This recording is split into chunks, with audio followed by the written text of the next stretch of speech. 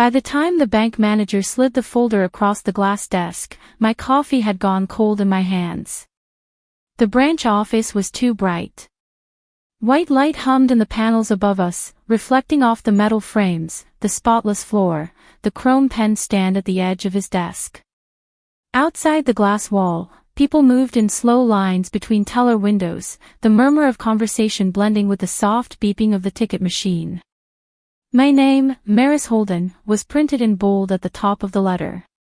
"Miss Holden," he said gently, fingers folded over each other, wedding ring tapping once against the manila folder.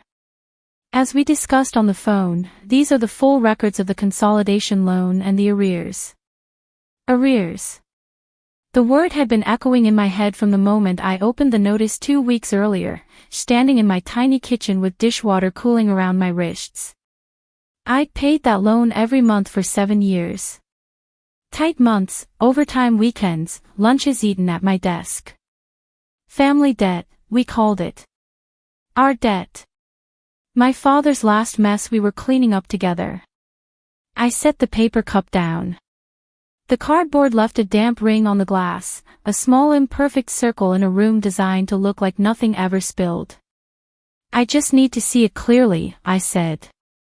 My voice sounded too calm in my own ears. "All of it." He nodded. "Of course."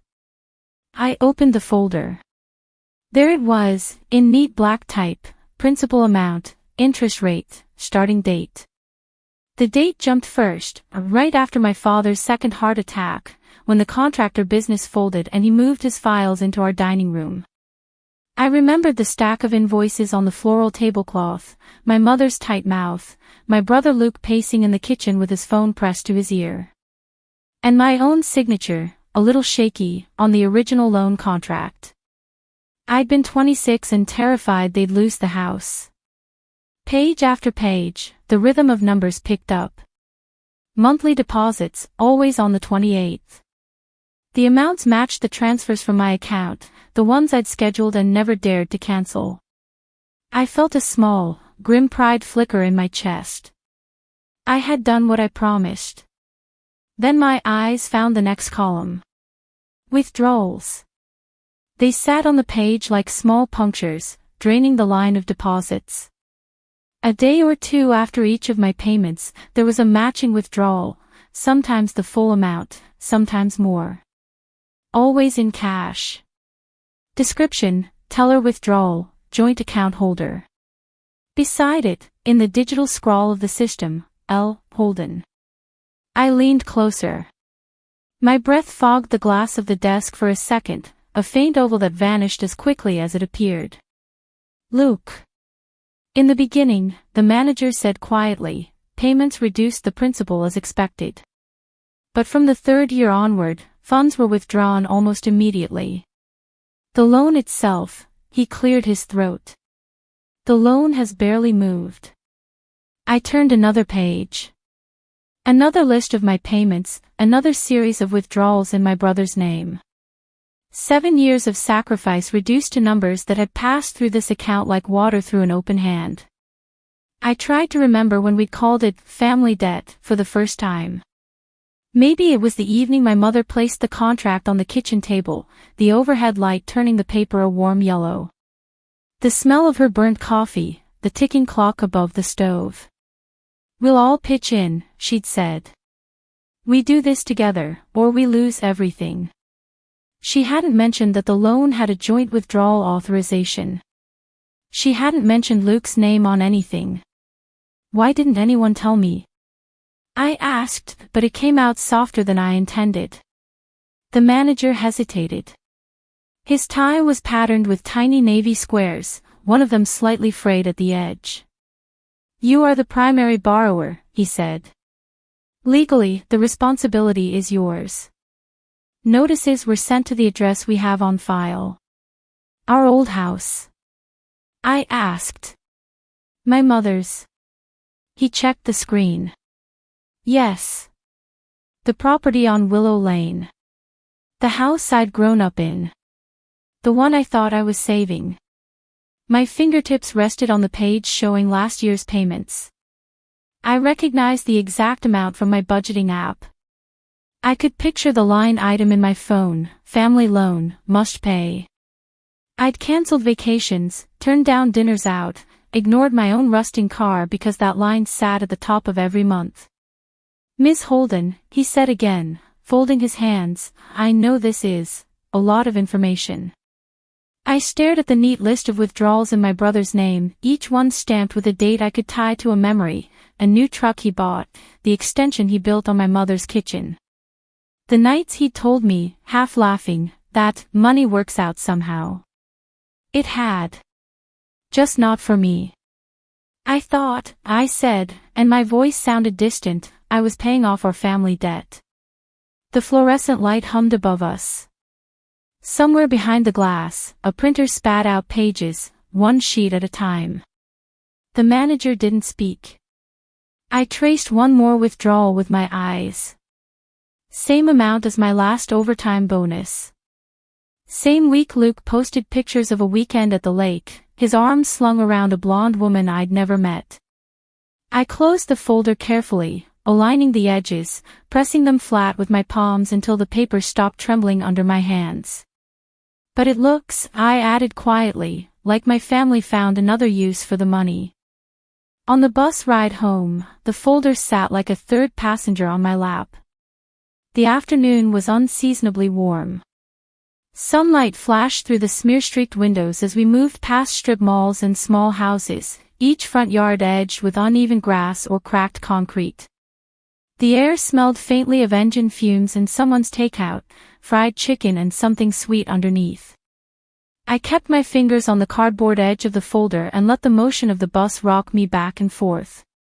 A tiny boy a few rows ahead was pressing his cheek against the glass, whispering something about counting red cars. His mother repositioned his little backpack on the seat beside him.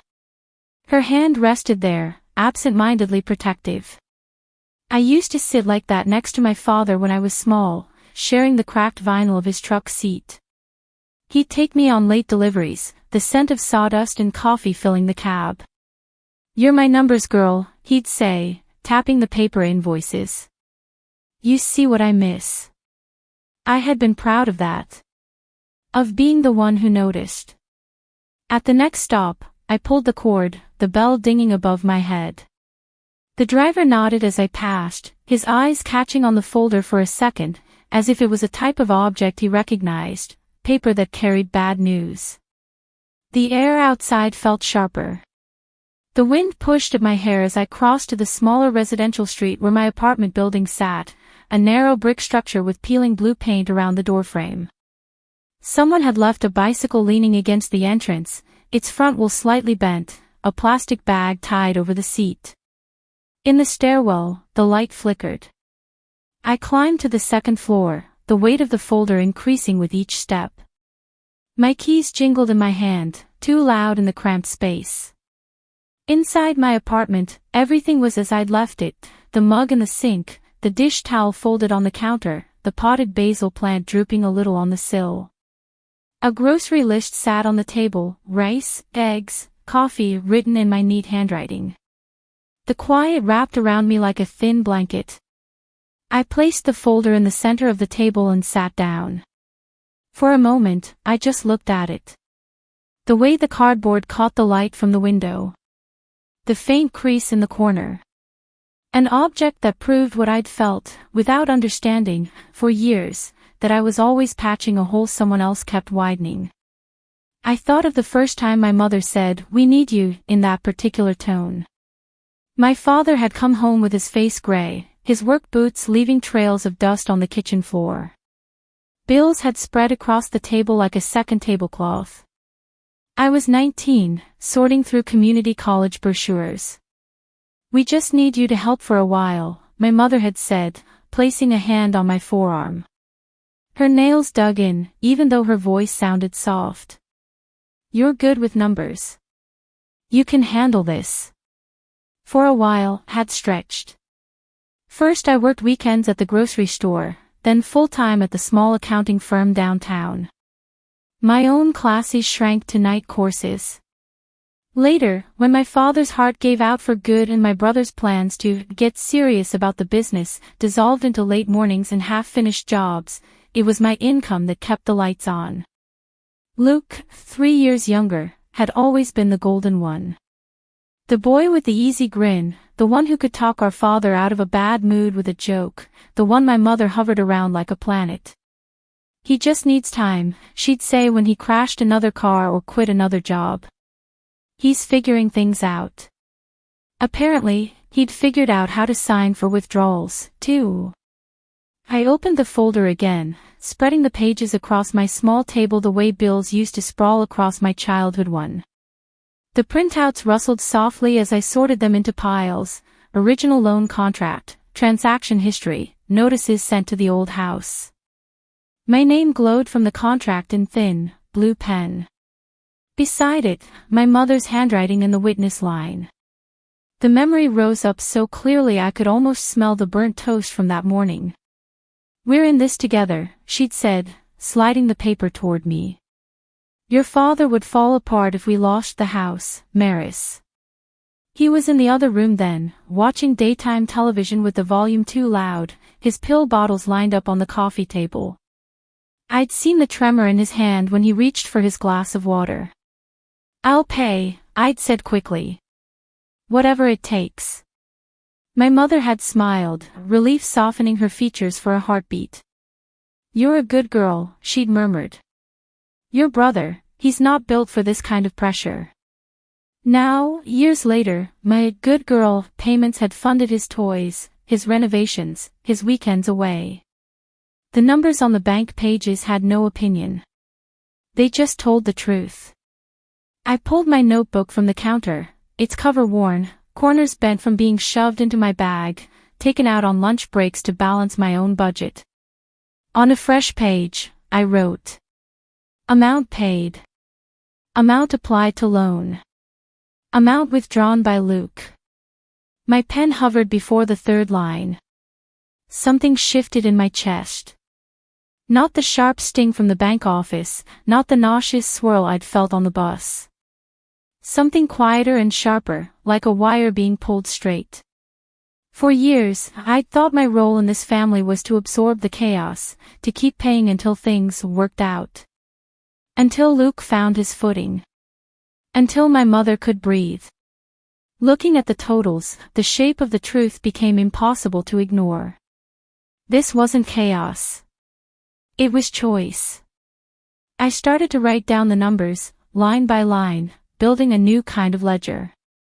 Each digit was a small refusal taking shape inside me, a refusal to be the invisible patch, the automatic solution. By the time I finished the first page, the basil plant on the windowsill was only a dark silhouette against the thinning light. My hand ached faintly. The room smelled of paper and the faint lemon of the cleaning spray I'd used that morning. Outside, somewhere down the block, a dog barked once, then again. I put the pen down.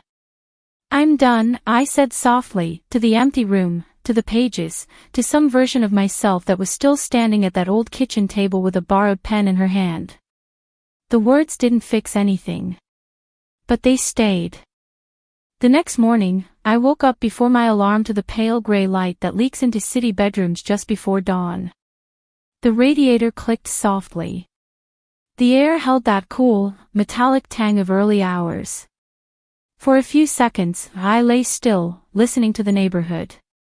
A truck downshifting, a door closing somewhere, the distant clatter of bottles in a recycling bin. Then I remembered the folder on my kitchen table. The old reflex, just get through the day, don't think too hard, rose automatically. I watched it pass, like a thought bubble floating toward the ceiling. Then I sat up. In the shower, the water beat against the back of my neck, hot enough to sting.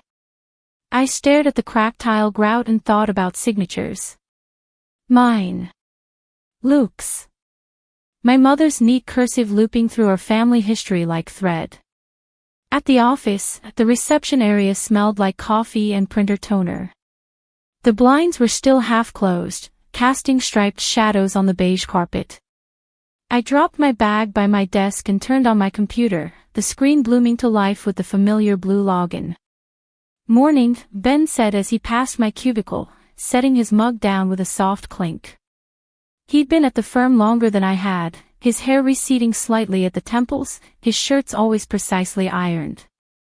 "You look like you slept as well as I did." "Rough night?" I asked. "Teething baby." He wrinkled his nose. "You?" "Bank stuff," I said, fingers resting on the keyboard. "Family loan." He made a sympathetic sound. "Those things are never simple." No, they weren't. When the first flurry of emails had been answered and the morning stack of client receipts scanned, I opened my own browser window. Years of working here had taught me where to look for information and what questions to ask. This time, I turned those skills on my own life. I logged into my personal banking app, pulling up the transfers I'd made to the loan account. Each one sat there, neatly recorded, a line of digital ink that matched the bank's printed pages. I took screenshots, saving them in a new folder on my desktop, Family Loan, Evidence. The word made me pause. Evidence. Not proof of my failure, but proof of what had actually happened. A quiet energy hummed under my skin. Not adrenaline exactly, but focus. At lunch, I stayed at my desk, sandwich balanced on a paper napkin beside my keyboard. I searched for phrases like primary borrower rights, misuse of joint account, family financial disputes, legal mediation. Government websites, law firm blogs, and consumer advice pages filled my screen. Patterns emerged in the dry paragraphs: duty of care, unauthorized withdrawals, equitable responsibility. Most of it was couched in careful language, but one sentence from a legal advice site stood out. "You are not obligated to silently shoulder debts that others have worsened through their own choices." I wiped my fingers, leaving a faint grease mark on the napkin, and wrote the sentence down in my notebook. In the afternoon, between calls, I printed my own stack of documents. My transfers. The consolidation contract. The bank's transaction records. The notices sent to the old house. The office printer hummed and clicked, spitting out sheets that slid into the tray with a muted slap. "Big audit?" Ben asked as I gathered them. "Something like that," I said.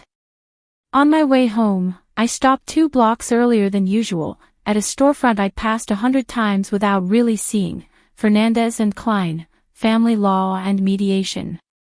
The sign was modest, the window displayed just a small table with a plant that had grown lopsided toward the light.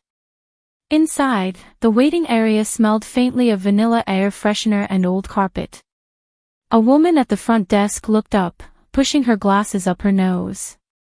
A stack of case files sat beside her elbow, edges soft from handling. "Can I help you?" she asked. "I don't have an appointment," I said, shifting my folder from one arm to the other. "I have a question about a loan. And about family." Something in the way I said the last word made her expression soften. "Let me see if someone is free," she said. "Can I take your name?" "Maris. Maris Holden." 10 minutes later, I was in a small office with a laminate desk and a bookshelf crowded with binders. A single framed print hung on the wall, an abstract landscape in muted blues and greens. The lawyer, a woman in her 40s with close-cropped hair and a plain silver ring on her finger, extended her hand. "I'm Rachel Klein," she said. "Tell me what's going on." The story came out more steadily than I expected. The loan. My father's illness. The contract. The payments. The bank manager's careful voice. I laid the documents out on her desk as I spoke, lining up the edges, the way I did at work. Rachel listened without interrupting, tapping a pen softly against a legal pad. When I finished, the room was quiet except for the muffled sound of a phone ringing in another office. "First of all," she said, "I'm sorry. This is a lot to carry alone." I swallowed. The words brushed against some raw part of me, but I didn't look away from the papers. So, she continued, switching into the precise, neutral tone I recognized from professionals who dealt with disasters for a living, you're the primary borrower. The loan is in your name. However, your brother is a joint account holder with withdrawal rights. And it appears he's used those rights extensively, with your mother's knowledge. Her fingertip traced the pattern of deposits and withdrawals. Do I have any options? I asked. You always have options, she said. They may not all be pleasant. But you're not powerless here. She outlined them calmly. I could continue as before, paying until the loan was eventually cleared, absorbing the damage. I could pursue a civil claim against my brother for unjust enrichment, though it would be costly and emotionally brutal. Or, and here she tapped the pad more slowly, I could initiate a structured conversation through a mediator. You'd sit down with them, with a professional present, she said. We'd present the documents. The reality. We'd discuss a fair redistribution of responsibility going forward. Sometimes, when the facts are laid out, people behave better than you expect. Sometimes not. But you'd no longer be alone in this. And if they refuse? I asked. She shrugged, but it was a controlled, thoughtful movement.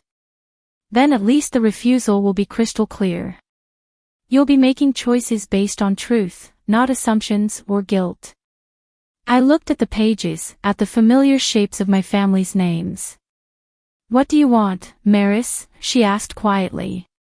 The question hung in the air. Simple, heavy. I wanted my father back at that old kitchen table, complaining about lumber prices. I wanted my mother's voice saying we to mean more than you. I wanted my brother to look at me and see more than a safety net. For the first time in years, I wasn't trying to erase a mess. I was preparing to name it. But under all of that, a smaller, sturdier desire took form. I want this to stop being invisible, I said. I want clarity. And boundaries. Rachel's mouth twitched in something like approval. Then I suggest we start with a mediation request letter, she said. We'll invite them both. We'll attach these documents. And we'll see what happens when the numbers speak. As I left the office, the sun had slipped lower, turning the shop windows gold. I held the new folder Rachel had given me, her business card clipped to the front, the draft letter already printed inside. On the sidewalk, someone had dropped a receipt. It fluttered against my shoe, tiny printed numbers on cheap paper, proof of a small transaction that would be forgotten by nightfall. I stepped around it. The mediation center was in a converted house on a quiet side street, the kind with old trees leaning over the sidewalk and cracked stone steps leading up to the porch. Wind rattled a dead leaf against the railing as I walked up, the sound dry and persistent. Inside, the waiting room was small but carefully arranged. 2 gray armchairs, a low coffee table with neatly stacked magazines, a pot of tea on a warmer. A diffuser in the corner released a faint scent of lavender into the air. Someone had thought about what people needed to smell when their lives were cracking. My mother arrived first. She stepped in with the quick, assessing glance I remembered from childhood, scanning the room, the people in it, the exits. Her coat was buttoned all the way to the top, despite the mild day. Her lipstick was perfectly applied. She clutched her handbag like a life raft. Maris, she said, her voice bright and brittle. What is this about? The letter sounded so formal. Sit, Mom, I said. My own hands were folded in my lap, fingers interlaced. We'll go through it together. She hesitated, then sank into the chair opposite mine, placing her bag carefully on the floor, as if it might stain the upholstery. Luke arrived 10 minutes late, smelling of aftershave and cigarettes. His work boots thudded more loudly than necessary on the wooden floor. He gave me a quick half-smile, the one that had charmed so many people over the years. "So," he said, dropping into the seat beside our mother. "We really needed a lawyer for a family chat." The mediator, a man in his 50s with kind eyes and a salt and pepper beard, introduced himself as Daniel. He wore a simple sweater and slacks, no tie, no jacket. His notebook lay open on the table in front of us, a pen resting diagonally across the top. "Thank you all for coming," he said, voice measured. "We're here today to talk about the consolidation loan and the financial responsibilities attached to it. This is a space for clarity and, hopefully, agreement." He nodded to Rachel, seated to my left. She slid a thin stack of papers from her folder and placed them on the table. My mother's gaze flicked over the documents, then back to my face. "Really, Maris," she said, forcing a laugh that didn't make it to her eyes. "You could have just come over and talked to us. No need to make such a production." I remembered the last time I'd just come over to talk. She'd changed the subject 3 times, offered me pie twice, and ended the evening in tears about how hard life had been since Dad died. "We've tried talking," I said quietly. "This is different." Rachel slid the first document forward, the original loan contract. My signature. The date. My mother's handwriting on the witness line. "As you can see," Rachel said, her tone neutral, "Maris is the primary borrower. The loan was taken to prevent foreclosure on the Willow Lane property." "Which we all agreed to," my mother interjected. "As a family." Rachel inclined her head. "Yes. And for 7 years, Maris paid the monthly installments. Here are the records of her transfers." Another stack. My payments, neatly highlighted. Luke shifted in his seat, glancing at the numbers. "We all chipped in," he said. "When we could." The mediator raised a hand slightly. "Let's let Miss Klein finish laying out the information," he said. Rachel slid the next set of pages forward. "These," she said, "are the bank's transaction records for the loan account. You'll notice that shortly after each of Maris's transfers, there is a cash withdrawal by the joint account holder." She turned a page, revealing a long column of entries. "L. Holden," she read. "That's you, Luke." The room went quiet, except for the faint ticking of a wall clock. My brother's jaw tightened. "I had access," he said. "Mom said." My mother's hand flew to his arm, fingers pressing into his sleeve. "We needed money for renovations," she said quickly. "To increase the value of the house. It was all for the family." "Some withdrawals matched the dates of vehicle purchases and vacations," Rachel said, sliding color printouts of social media posts next to the statements. "New truck. Weekend at Lake Harris. Kitchen remodel." None of these are illegal uses, exactly. But they do show a pattern. My mother's lips thinned. "You've been spying on us?" she asked me, voice shaking. "I've been paying for you," I said calmly. "There's a difference." Luke leaned back, folding his arms. "We're family," he said. "Money moves around. You never complained before." I looked at him, really looked. The faint lines around his eyes from squinting in the sun on job sites. The stain of something, paint, maybe, on the cuff of his shirt. The familiar angle of his mouth when he felt cornered. "I didn't know before," I said. "Not like this." The mediator cleared his throat gently. "Our goal today is not to assign moral blame," he said. "It's to recognize the reality of the situation and decide how to move forward in a way that is fair. Right now, legally, Maris is solely responsible for a loan that was used by all of you. We never asked her to do that," my mother whispered. Rachel tapped the stack of my transfers. "These payments say otherwise," she said. "And the law recognizes patterns, not just words." Silence settled again, heavier this time. Daniel leaned forward slightly. Here is one proposal, he said. Going forward, Luke and Mrs. Holden assume a fair portion of the monthly payments, commensurate with how much they have withdrawn. We can also discuss a lump sum reimbursement to Maris for a portion of the misused funds, perhaps through the sale of non-essential assets. My mother's head jerked up. Sale, she said. Of what? Rachel flipped to another sheet. Records show a second truck purchased in cash last year, she said.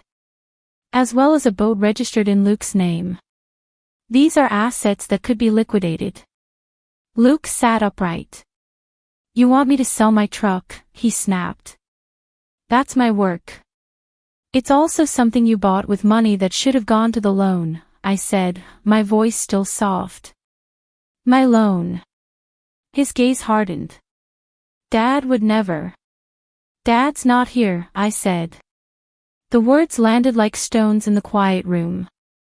And if he was, he'd be furious that his numbers girl was left holding the bag while everyone else went to the lake. My mother flinched. Her eyes shone, but no tears fell. We did what we had to, she said. We were drowning. I was drowning, I corrected. You were building an extension. For a moment, no one spoke. The wall clock ticked through 3, 4, 5 seconds. Then Daniel exhaled slowly. Perhaps, he said, we should focus on what can change from today forward. We can't rewrite history. But we can decide whether this pattern continues. He looked at my mother and brother in turn. Are you willing, he asked, to assume formal, written responsibility for a share of this debt, and to adjust your lifestyles to reflect that responsibility? My mother stared at the papers, her fingers twisting the strap of her handbag.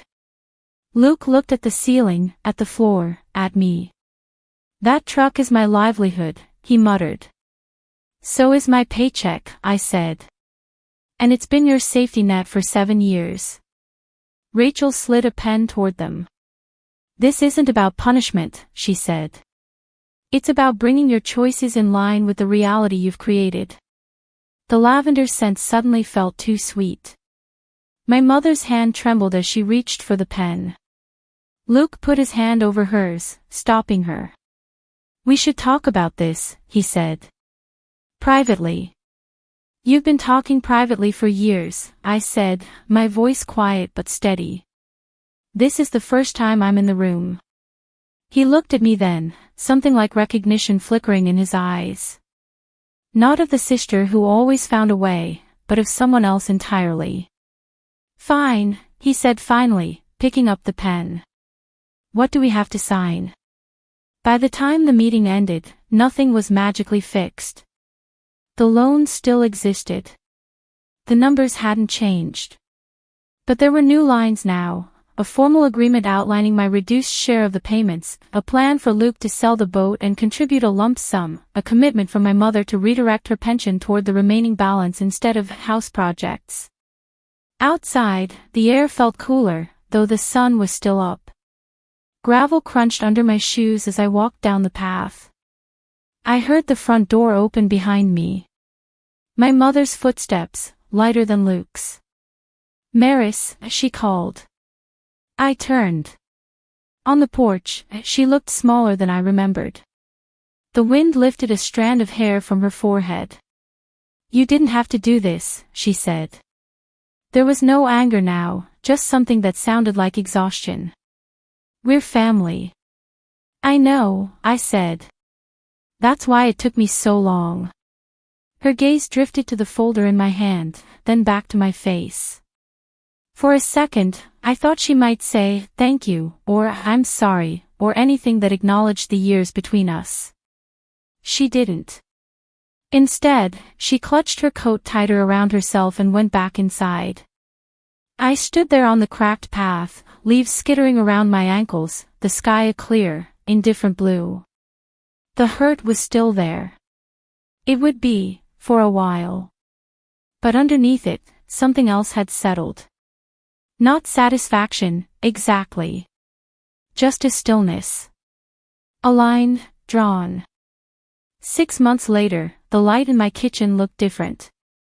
It came in at a softer angle now, filtered through the sheer white curtains I'd finally bought instead of telling myself they were unnecessary.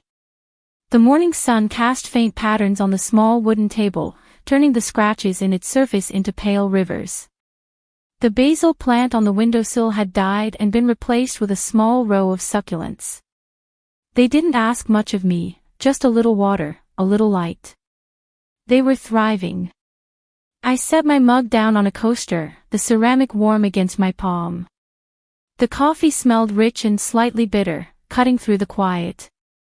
On the table, where the folder used to live, sat my laptop and a neat stack of client files. Not from the firm, I was still there 3 days a week, but from the small side business I'd registered in April, Holden Ledger Services. People brought me their messy books and scattered receipts, their shoeboxes of unfiled invoices. I turned them into order. It was, I realized, the work I'd been doing for my family my whole life. The difference was that now, I chose it. And I got paid. On Wednesday evenings, I taught a free budgeting class at the community center around the corner. We met in a room with scuffed linoleum and fluorescent lights that buzzed. There were plastic chairs and a whiteboard that never quite erased all the way. The first night, only 3 people came, a tired nurse, a retired man with a notebook full of questions, a young woman with 2 jobs and a stack of unopened envelopes. We spread their papers out on the folding tables, pens uncapped, calculators chirping softly. It's not about shame, I told them, the words coming from a place deeper than a seminar script. It's about seeing clearly. By the 4th week, the room was full. The loan still existed. Debt doesn't vanish just because you understand it better. But the burden had shifted. Luke sold the boat after 2 months of grumbling hesitation. I saw the listing online by accident, the photos making it look bigger than it was. The lump sum he turned over to the bank shaved a visible chunk off the principal. The first time I saw the new balance, a strange laugh bubbled up in my chest. Not joy exactly, but relief in a language I hadn't known I spoke. My mother redirected her pension as agreed. There were no more surprise kitchen extensions, no new sets of patio furniture. The last time I visited the old house, the cushions on the sofa were threadbare but clean. She offered me tea in a chipped mug. We sat at the same dining table where I had once signed my name for her. "We're managing," she said, looking anywhere but at me. "I'm glad," I replied. We didn't talk about the mediation, or the years before it. Our relationship had narrowed, like a river that had found a new course.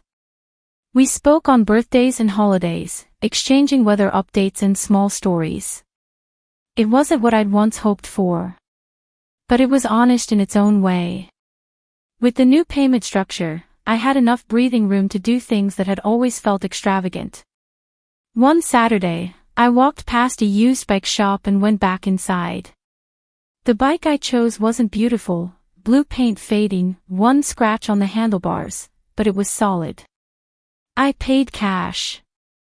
When I rode it home, the wind pressed against my jacket, making my eyes water. On evenings when I didn't have extra client work, I went for rides along the river path. The water changed color with the sky, steel gray on cloudy days, molten gold at sunset. Joggers passed me, headphones in, shoes thudding on the packed dirt. Sometimes I stopped at a bench, letting the bike rest beside me, and watched the current move.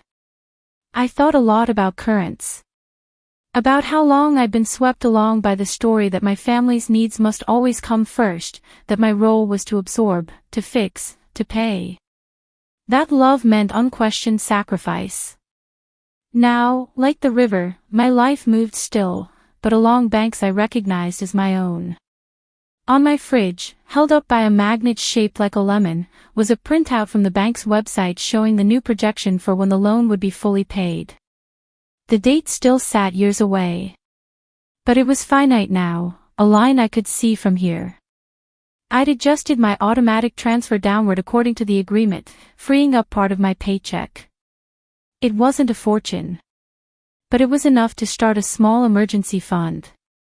Enough to buy fresh flowers occasionally, a handful of tulips in spring, a single sunflower in summer. Things that served no purpose beyond the quiet joy of seeing them on the table. One Sunday morning, as rain tapped gently against the window, I opened the old folder one more time. Not because I needed to. Because I wanted to see what the papers felt like now.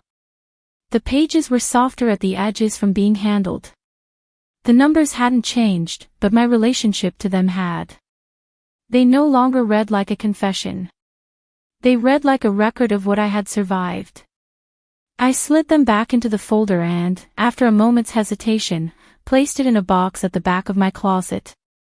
Not in the trash, some things you don't erase. But not in the center of my table anymore either. In its place, I set a new notebook. The first page held a list of goals: expand the side business, save for a small place of my own, take a trip that wasn't tied to anyone else's crisis. The handwriting was the same, but the energy behind it had shifted. On the windowsill, the succulents sat in their little ceramic pots, fat and patient. Outside, the rain eased into a light drizzle, beating on the glass. I wrapped my hands around my mug and let the warmth seep into my fingers. There was no dramatic victory. No ruined enemies. My brother still lived across town, still posted photos of himself at barbecues and job sites. My mother still kept my father's old jacket hanging by the back door, as if he might reach for it someday. Their lives continued, altered by the agreements they had signed but not shattered. The real change was quieter, but I felt it every day. In the way my shoulders lowered when I paid my own bills. In the lack of panic when my phone buzzed with their names. In the simple act of asking myself, before I said yes to anything, what will this cost me, and am I willing to pay it? I stood and walked to the window. A patch of pale blue sky had opened between the clouds. Down on the street, a child in a red raincoat stomped in a puddle, water splashing up around their boots. An adult reached out automatically, steadying them with a hand on their shoulder. I watched for a while. The world went on. I thought about the girl I'd been at that old kitchen table, pen hovering over the loan contract. I wished I could reach back through time and put my hand over hers, steadying it. Whisper that love doesn't have to mean disappearing. I couldn't. But I could do something else. I could build a life where my own signature meant protection, for myself. I turned back to the table, opened my laptop, and clicked into a new document. At the top, I typed. Holden Ledger Services, Workshop Materials, How to Protect Yourself in Family Finances. The cursor blinked, waiting. I began to write. As the words appeared on the screen, a quiet sense of rightness settled over me, like a well-fitted coat. This was how I would turn what had happened into something more than hurt. Into something useful. Something mine. Outside, the rain finally stopped. Light pooled on the wooden floor, catching dust motes in the air. If this story touched you, share your thoughts below. And subscribe for more stories of quiet revenge.